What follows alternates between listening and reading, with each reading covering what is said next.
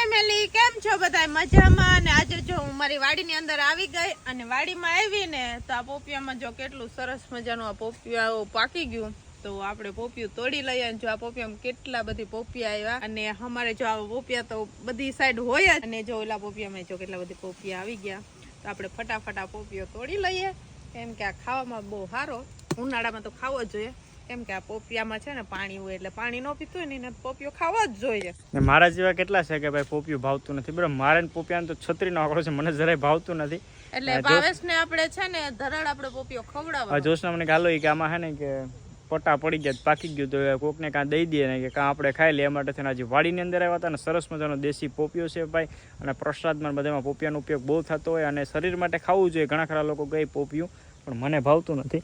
જો કેટલું મસ્ત મોટું બધું થઈ ગયું. હા આ જો 2 કિલોનો પોપિયો હશે. બસ તો આ મિની વ્લોગમાં આટલું. બાકી મોર મિની વ્લોગ જોવા માટે ઇન્સ્ટાગ્રામમાં જોતા ફોલો કરી લેજો, યુટ્યુબમાં જોતા સબસ્ક્રાઇબ કરવાનું ભૂલતા નહીં. અને ફૂલ વ્લોગ જોવાય તો યુટ્યુબની અંદર ભાવ જોશના વ્લોગમાં આવી ગયો છે. અને આ પોપિયું પછી છે ને વિડીયોમાં બતાડી દે હું કા કેવું મસ્ત હોય છે.